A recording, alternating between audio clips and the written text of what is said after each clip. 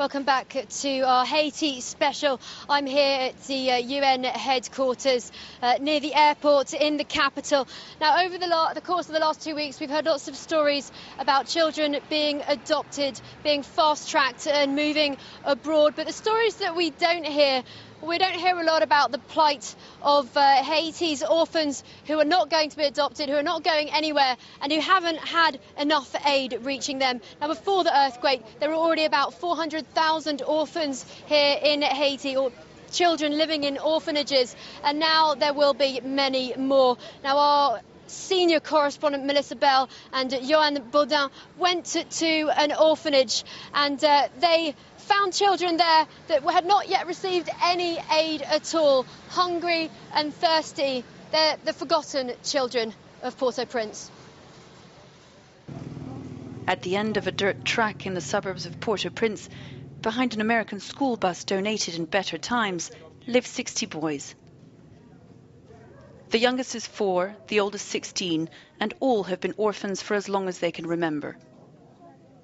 But if the earthquake didn't deprive them of their parents, it did take away what little they had left. Their guardian angels, a pastor and his wife, now have just one hope left. What are you going to do in the coming days to feed all these children? How are you going to do it? We just believe God to feed them now. Only that.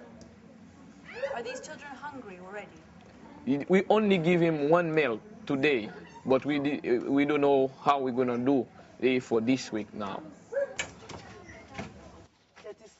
This is where the children sleep at night, especially the girls. The boys sleep outside in the streets. These children have no shelter, no more school, and have so far had no outside help. And so they rely on the one thing they do have left, one another. This one here is Jean-Denis.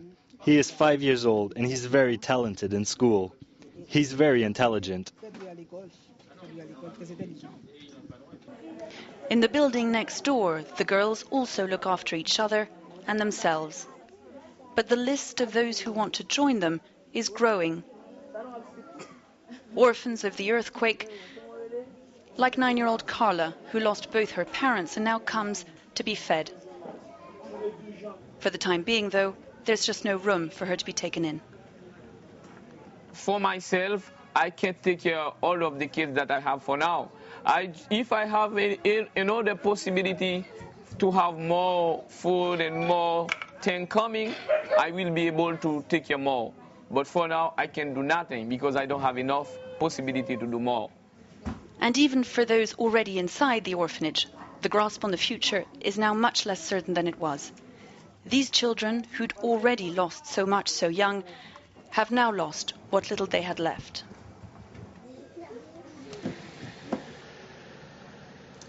Well, I'm now joined here by Bo Victor Nieland, who's a senior child protection specialist from UNICEF.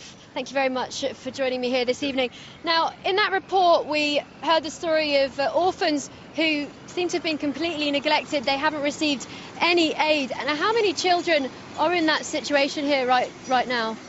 Well, even before this crisis, before the earthquake in Haiti, we estimated that there were about 380 orphanages just in Port-au-Prince alone. And obviously now UNICEF is seeking to provide support to those orphanages because many of them have been hit by the earthquake and many different needs that are being found there. So what we're doing is that we have been deploying teams together with the government going out to these orphanages, but of course it's taking a little bit of time to cover 380 orphanages. So we're at just achieved 70 orphanages today, including what we have been doing over the last several days. And when you say achieved, what do you mean?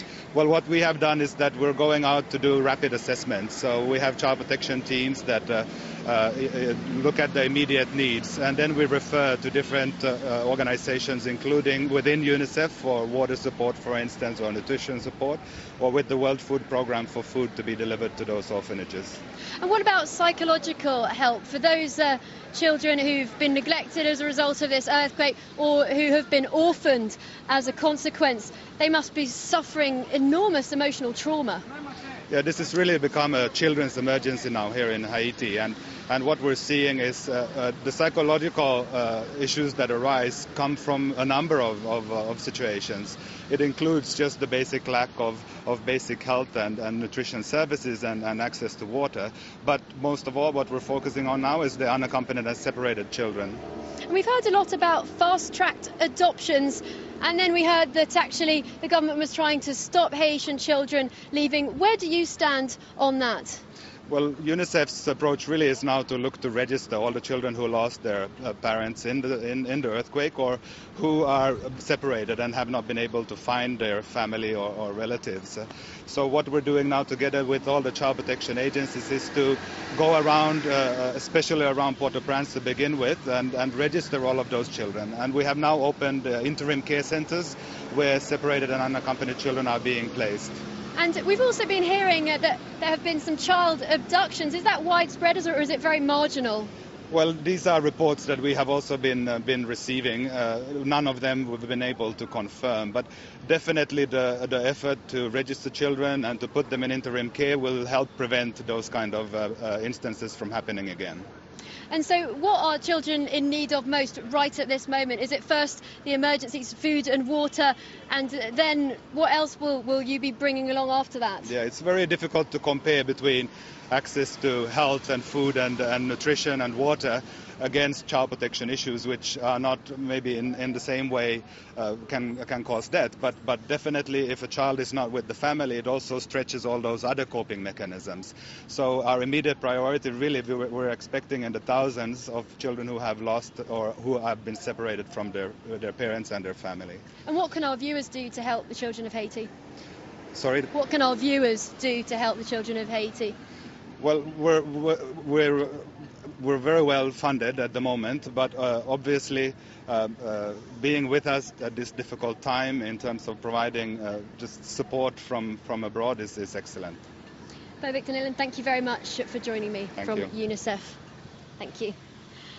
Now, about 140,000 people from the capital, Port-au-Prince, have left. There's been a mass exodus to the countryside, and the government provided buses to take people away. Now, other people are trying to get further away. They're trying to leave their country. Now, I went down to the French ambassador's residence, which is serving as the embassy, the French embassy here right now. And outside many foreign embassies here in the capital, there are huge queues of people waiting to see if they can leave the country and get passports to move to a different country. So let's take a look at those people that I met outside the French ambassador's residence.